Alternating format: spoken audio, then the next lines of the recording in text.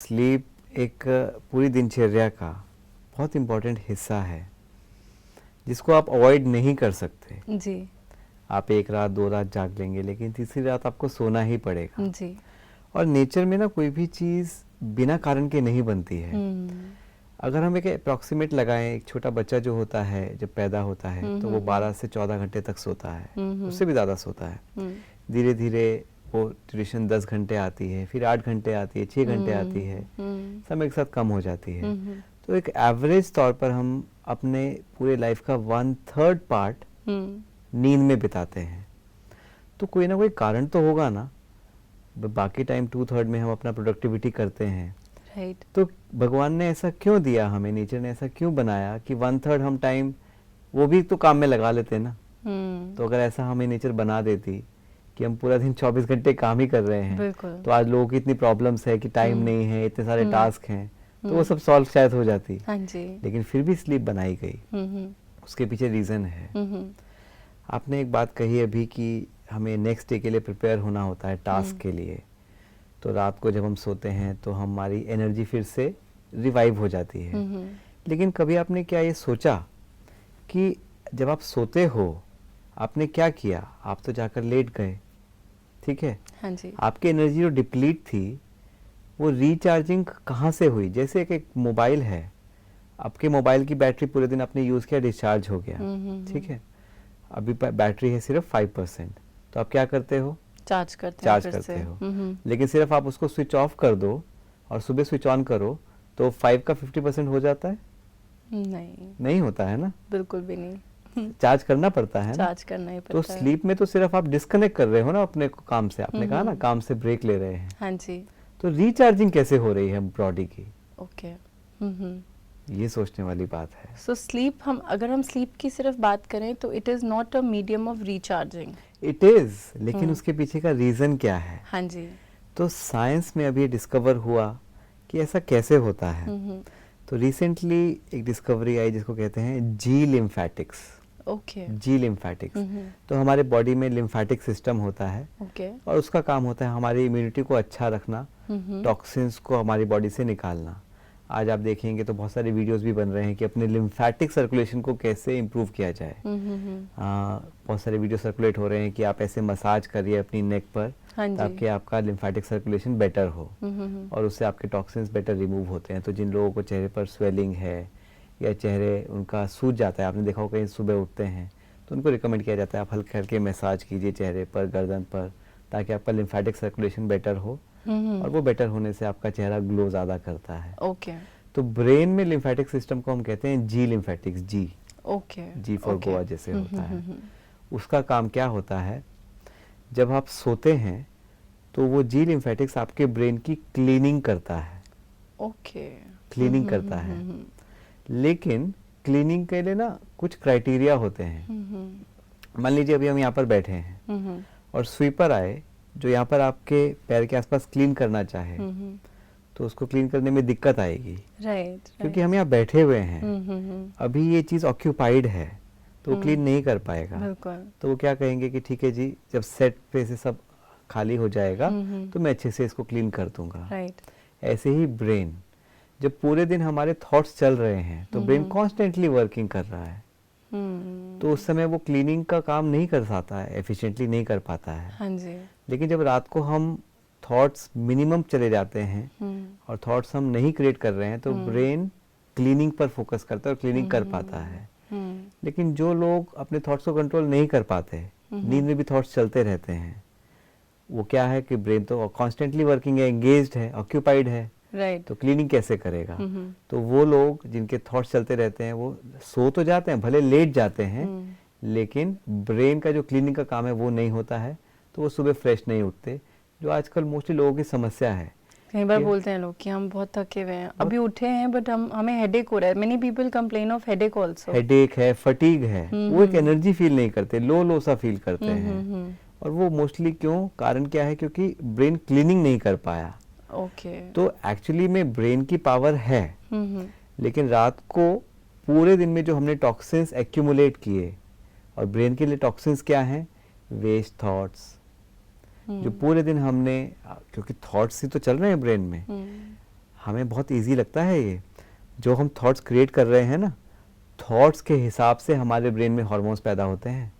आपने सुना होगा हैप्पी हार्मोन्स के बारे हाँ में। जी, एक हैप्पी हार्मोन होता है, एक स्ट्रेस हार्मोन होता है। राइट। तो जब हमारे नेगेटिव थॉट्स चलते हैं तो हमारे ब्रेन में स्ट्रेस हार्मोन्स क्रिएट होते हैं, और वो ऑटोमेटिक होते रहते हैं। हैं। इनफैक्ट कई बार ऐसा होता है कि हमारी ब्रेन, हमें पता भी नहीं है बट वो थॉट ऑलरेडी क्रिएट हो चुका है। It is super fast. Actually में हमें नहीं पता है ये हम कौन है।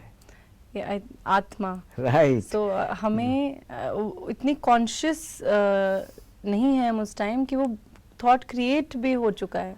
थॉट क्रिएट कर रहा है मन, माइंड, लेकिन अगर आत्मा, सोल, वो कॉन्शियसनेस, उसको अवेयरनेस नहीं है कि माइंड ये थॉट क्रिएट कर रहा है, तो अवेयरनेस नहीं होने से जो सोल है, वो कॉन्शियसनेस है, माइंड को कंट्रोल नहीं करती है और माइंड अपने आप क्रिएट करता रहता है। यहीं पर तो स्पिरिचुअलिटी का रोल आता है कि सोल अगर पावरफुल है, वो अवेयर है कि माइंड को मुझे कंट्रोल करना है, मुझे देखना है कि थॉट्स कैसे क्रिएट कर रहा है माइंड।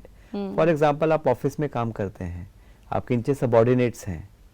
अब आप जिस दिन छुट्टी में हैं तो सबऑर्डिनेट्स की तो बहुत एंजॉय करेंगे लेकिन जिस दिन मैम है, बॉस है, तो उस दिन वो ध्यान से काम करेंगे। राइट। तो ऐसे ही मन और माइंड जो है, जिसको हम माइंड कहते हैं, तो माइंड के ऊपर वो अवेयरनेस, वो कॉन्शियसनेस है, लेकिन आज क्योंकि हम भूल गए हैं, उस चीज़ को एम्पावर नहीं किया है, तो मन अपने आप ही थॉट्स कैसे अटेंशन नहीं दे पाते, तो वो क्रिएशन ऑटोमेटिकली होती रहती है। और वो थॉट्स जैसे बनते हैं वैसे ही हार्मोन्स बनते हैं, वैसे ही टॉक्सिन्स बनते हैं, और पूरे दिन हम थकते हैं।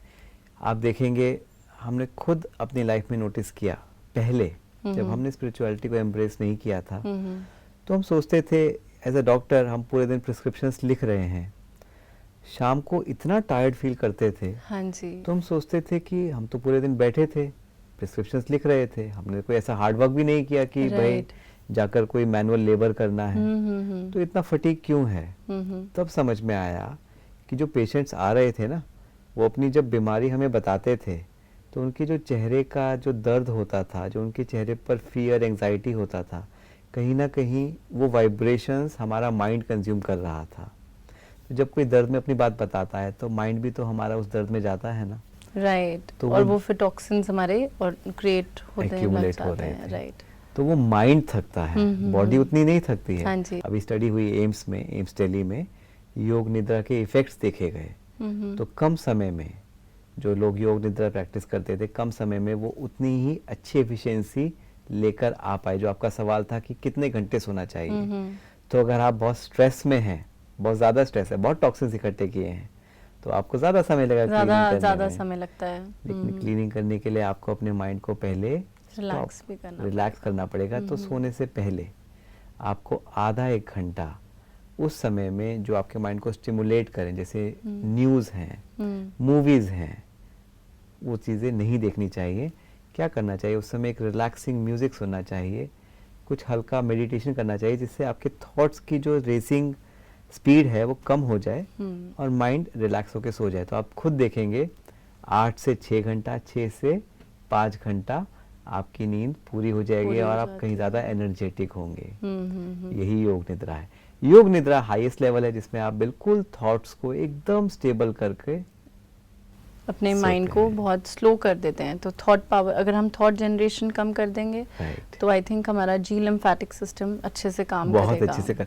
अब आप खुद सोचिए ना, घर में तो पार्टी चल रही है, हाँ जी, तो काम वाली बाई कैसे क्लीनिंग करेगी? बिल्कुल राइट। माइंड में हमारे पार्टी चल रही है, so, कैसे क्लीनिंग? सारे नेगेटिव थॉट्स की पार्टी चल रही है, तो फिर क्लीनिंग हो नहीं सकती है। राइट। तो 2 चीज़ों का सिंपल ध्यान रखें, थॉट्स को अपने जितना हो सके पॉजिटिव बना के रखें। हाँ जी। तो आपके टॉक्सिन्स एक्यूमुलेट ही नहीं होंगे। ओके। और रात को सोने से पहले स्पेशली थॉट्स को, माइंड को सो जाएं।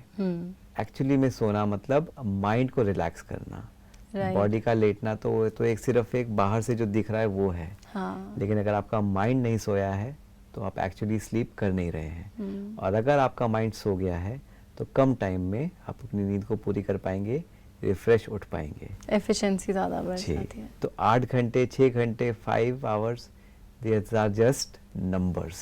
These are just numbers.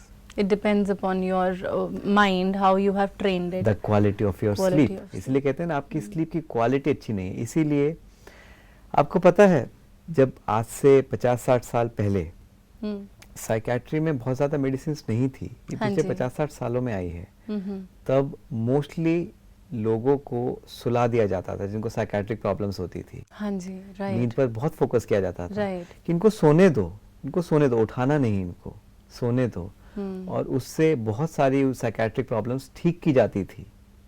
क्यों? क्योंकि माइंड के पास अपना एक मैकेनिज्म है अपने आप को हील करने का, ठीक करने Right. का। रात को जब हम सोते हैं तो मेलाटोनिन नाम का एक केमिकल हार्मोन रिलीज होता है ओके। जो हीलिंग करता है। लेकिन उसको वो तभी करेगा जब वो स्लीप साउंड होगी, वो क्वालिटी अच्छी होगी। आज हमने वर्क को इतना इम्पोर्टेंस दे दिया, इम्पोर्टेंट है, लेकिन अगर साउंड स्लीप नहीं है तो आपका माइंड साउंड नहीं होगा, और साउंड माइंड नहीं है तो आपकी वर्क की एफिशिएंसी सफ़र करेगी ही करेगी। तो अगर हम इस लिंक को समझते हैं तो हेल्थ अच्छी है तभी आपका वर्क अच्छा है। एक कोटेशन हमने पढ़ा जो बहुत ब्यूटीफुल कोटेशन था, when money is lost nothing is lost, when health is lost something is lost, and when character is lost everything is lost. तो ये साइकिल ऐसे ही चलती है, हमने उल्टा कर दिया है। तो वर्क इम्पॉर्टेंट है, लेकिन वर्क तभी हो सकता है जब आपकी हेल्थ अच्छी है, और हेल्थ कब अच्छी होगी? जब माइंड अच्छा है, माइंड साउंड है। एंड कहीं ना कहीं अभी हम ज़्यादा फोकस फिजिकल हेल्थ पे करने तो लग गए हैं, लेकिन mental wellbeing is very important, जहाँ पे हम एटलीस्ट अपने माइंड को ट्रेन ज़रूर करें कि हमें सोचना क्या है, diet of thoughts. Very good, right. तो सोचना क्या है? गांधी जी ने 3 बंदर दिए, बुरा मत सुनो, बुरा मत देखो, बुरा मत बोलो। आज एक चौथा बंदर लें, बुरा मत सोचो। आई थिंक हाँ, बुरा मत सोचो। अगर हमने इसके ऊपर हमने अपनी मास्टरी कर ली, बुरा मत सोचो के ऊपर, so many of our issues will get resolved. all the issues will be resolved। कहते हैं ना, मन जीते तो सब जीत जगत जीते। एक इसमें एक और मेरा क्वेश्चन था स्लीप पे, कि जैसे कहीं लोग ना नींद में चलने लग जाते हैं, कहीं लोग नींद में इनफैक्ट बोलते भी बहुत हैं, तो इसका क्या मैकेनिज्म है? How does this brain work? जी, तो स्लीप वॉकिंग जिसको हम कहते हैं, स्लीप टेरर्स भी होते हैं, कई बार लोग बहुत डर जाते हैं हाँ नींद जी, में। हाँ जी। एक स्लीप पैरालिसिस भी होता है, हाँ जी। कि जिसमें सुबह वो उठना चाहते हैं लेकिन उठ नहीं पाते, नहीं बॉडी पाते सपोर्ट हैं। नहीं करती, मन कहता है उठो उठो। और ये कई पेशेंट्स में बहुत डरावना भी है। जी जैसे कहीं लोग डर जाते हैं कि मैं आज सुबह उठने की कोशिश कर हाँ। रहा था, मैं उठ ही नहीं पा रहा था। जी, सो मतलब द बॉडी नोज कि मुझे उठ, माइंड नोज मुझे उठना Yes. है, बट बॉडी सिग्नल ही नहीं कैच कर पा रही है कि Very उसे good. उठना है। बिल्कुल। तो इसको हम कहते हैं loss of sense of agency. Okay okay. तो माइंड जो है, हमने पहले भी देखा था, सोल एनर्जी है, वो माइंड ब्रेन के थ्रू बॉडी को कंट्रोल कर रही है। तो बॉडी तो एक मशीनरी है, उसको कौन कंट्रोल कर रहा है? हमारा ब्रेन माइंड। और ब्रेन माइंड को चलाने वाली जो एनर्जी है उसको हम सोल कहते हैं। माइंड ब्रेन जब अपना लॉस कर देता है कंट्रोल, मतलब वो जो कंट्रोल उसका बॉडी के ऊपर है वो खत्म हो जाता है, तो बॉडी अपने हिसाब से एक्ट करती है। तो जैसे एक मास्टर कह तो रहा है कि ये काम करो करो, लेकिन जो उसके नीचे सबऑर्डिनेट है वो सुन ही नहीं रहा है, वो सुन ही नहीं रहा है, क्योंकि मास्टर बहुत वीक हो गया है। तो नहीं सुनेगा ना। एक पावरफुल मास्टर ही अपने सबऑर्डिनेट को कंट्रोल कर सकता है, पावरफुल लीडर ही अपनी ऑर्गेनाइजेशन में कंट्रोल कर सकता है। सो इज इट दैट वो सोल वीक हो गई है उस टाइम? यस। तो ब्रेन माइंड जो है वो अपने बॉडी को कमांड जो दे रहा है वो वीक कमांड है, तो बॉडी उसको फॉलो नहीं कर रही है। इसको हम कहते हैं loss of sense of agency. Agency, that power, वो जो थी उसकी पावर अब लॉस हो गई है। और उसका अगेन कारण क्या है? वीक माइंड बॉडी को कंट्रोल नहीं कर पाता है। और वीक माइंड कौन सा माइंड है? जिसके अंदर बहुत नेगेटिव थॉट्स चलते हैं, जो अपने आप को बहुत वीक समझता है। तो इसीलिए ऐसे लोगों में फिर स्लीप पैरालिसिस के अटैक्स, यहाँ तक कि ऐसा देखा गया कि आपने देखा होगा कुछ केसेस होते हैं जो आज हम देखते हैं जिनको हम कहते हैं साइकोसोमैटिक प्रॉब्लम्स। ओके। साइकोसोमैटिक का मतलब है, psychic means mind power, psychic mind से रिलेटेड है, somatic means body, Soma body को कहते हैं। तो बॉडी साइकोसोमैटिक प्रॉब्लम्स, आज हम ऐसे प्रॉब्लम्स देखते हैं माइंड वीक होने की वजह से बॉडी में इफेक्ट्स आ रहे हैं। हाँ जी, ये भी बहुत ज़्यादा देखा जा रहा है। जैसे कहीं लोगों को एक्ने हो जाता है, मतलब अरे तुम्हें स्ट्रेस है। विमेन में पीसीओडी की बहुत प्रॉब्लम्स हैं, जहाँ जी। पे स्ट्रेस की वजह से यहाँ तक कि पैरालिसिस तक हो जाते हैं cases. Okay. In fact one of my friends हैं जिनको, जो बिल्कुल नॉर्मल हैं, कुछ भी नहीं था, she just got married and उनके हस्बैंड को सडनली, उनकी गवर्नमेंट जॉब थी तो उनको पोस्टिंग आ गई and she got a paralytic attack, and जो कि कभी नहीं हुआ एंड सडनली एक पैरालिटिक अटैक हो गया। तो साइकिक का हमारी बॉडी पर बहुत इन्फ्लुएंस आता है। ओके। आज हम देखते हैं यंग स्ट्रोक्स हो रहे हैं। हाँ जी। इनको हालांकि हम साइकोसोमैटिक कैटेगरी में नहीं लाते। साइकोसोमैटिक में हम देखते हैं कि साइकिक प्रॉब्लम है, उसकी वजह से जो बॉडी पे इफेक्ट आ रहा है, लेकिन अगर हम ब्रेन का स्कैन करते हैं वो नॉर्मल होता है। राइट। तो ये भी देखा जा रहा है कि स्ट्रेस की वजह से क्लॉट्स भी बढ़ रहे हैं, लेकिन क्लॉट्स नहीं होने पर भी स्ट्रेस की वजह से बॉडी में पैरालिसिस अटैक्स भी आ रहे हैं। तो हमने एक पेशेंट रिसेंटली देखा, वो पेशेंट को 4 इयर्स से दोनों लेग्स में पैरालिसिस था। 4 इयर्स से। वो इंडिया के कई डॉक्टर्स को उन्होंने दिखाया, पूरे बहुत जगह वो गए हॉस्पिटल्स में, लेकिन ठीक नहीं हुए। फाइनली वो रेफर होके हमारे हॉस्पिटल में आए। हाँ जी। और वो हमारे किसी जूनियर डॉक्टर ने देखा वो केस, और फिर नेक्स्ट मीटिंग में, डॉक्टर्स की मीटिंग में उस केस को प्रेजेंट किया। तब तक हमने वो पेशेंट को नहीं देखा था।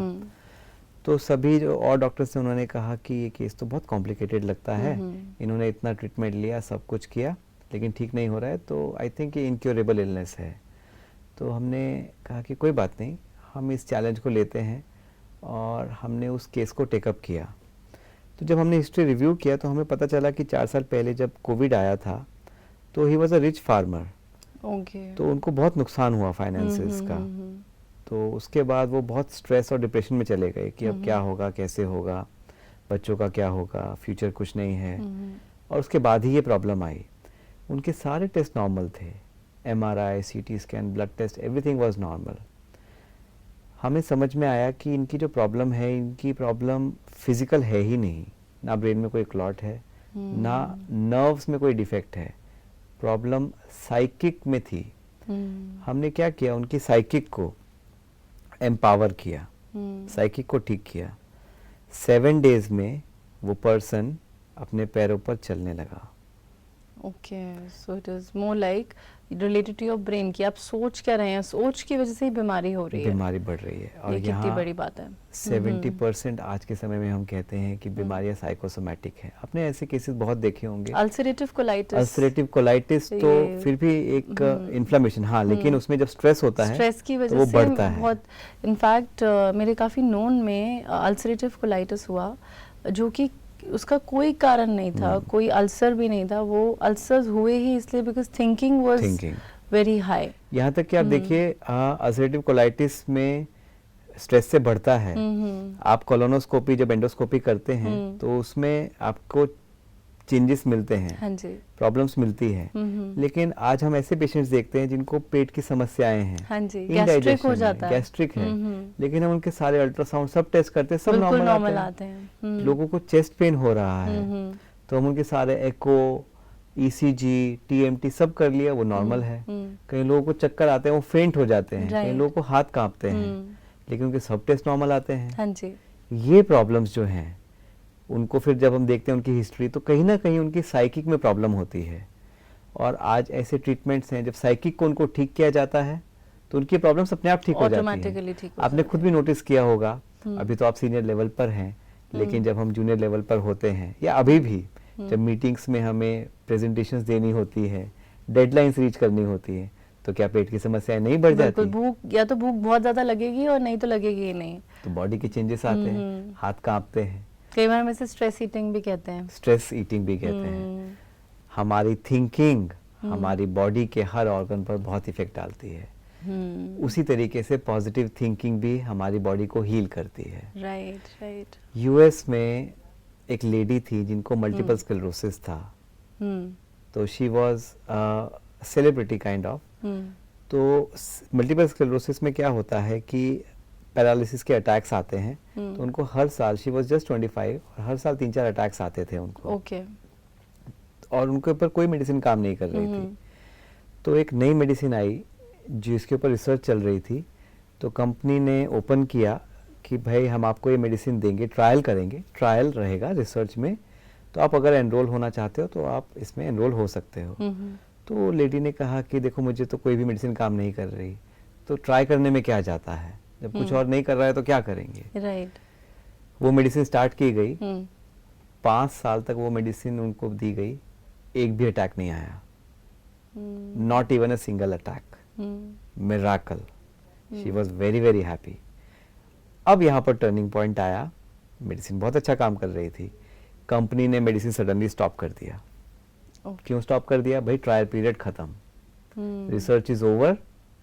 वो लेडी ने कोर्ट में केस डाल दिया, आप ऐसा कैसे कर सकते हैं, मुझे फिर से अटैक्स आएंगे, दिस इज एथिकली रॉन्ग, ये नैतिकता नहीं है। आपको पता है मेडिसिन काम कर रही है और आप जानबूझकर वो मेडिसिन मुझे नहीं दे रहे हैं, क्यों? क्योंकि रिसर्च खत्म हो गया है, और क्या मेरे को आप ऐसे पैरालिसिस होने के लिए छोड़ देंगे? ये केस के ऊपर बहुत हाइप हुआ, क्योंकि एक तरफ कंपनी अपनी जगह राइट है, भाई बाय लॉ आपको तो स्टॉप करना है रिसर्च, लेकिन वो लेडी भी राइट है, एथिकली तो ठीक नहीं है ना, मेरे पास ट्रीटमेंट है और मैं आपको दूं नहीं, ये क्या बात हुई? तो सुप्रीम कोर्ट जो वहाँ की हाईएस्ट कोर्ट थी, उन्होंने कहा कि नहीं आपको तो देना पड़ेगा, ये तो ठीक बात नहीं है, एथिकली ठीक नहीं है। तो कंपनी ने कहा चलो ठीक है, उन्होंने अपने रिकॉर्ड्स ओपन किए। तो जब भी हम ड्रग ट्रायल करते हैं, कोई भी मेडिसिन को ट्राई करते हैं, तो हम एक पेशेंट्स को, एक ग्रुप को हम मेडिसिन देते हैं और एक ग्रुप को हम मेडिसिन के नाम पर प्लेसिबो देते हैं। प्लेसिबो क्या होता है? वो पिल्स, मेडिसिन तो वैसे ही दिखती हैं, लेकिन उनके अंदर मेडिसिन नहीं होता, उनके अंदर कुछ मल्टीविटामिन या खाली केमिकल होता है, ताकि सिर्फ मैं ये मेडिसिन ले रही हूँ, उसका इफेक्ट की वजह से ठीक ना हो। इसको प्लेसिबो रिस्पॉन्स कहते हैं। देखा गया उस लेडी को वो प्लेसिबो मिल रहा था। Okay, so it was like a psychological treatment being given कि नहीं हम आपको मेडिसिन दे रहे हैं, आप ठीक हो, कि इतनी अच्छी मेडिसिन मिल रही है आपको। हाँ, रोज आप वो कन्वर्सेशन अपने आप से कर रहे हो, तो कहीं ना कहीं आपकी हीलिंग ऑटोमेटिकली हो रही है। Right right right.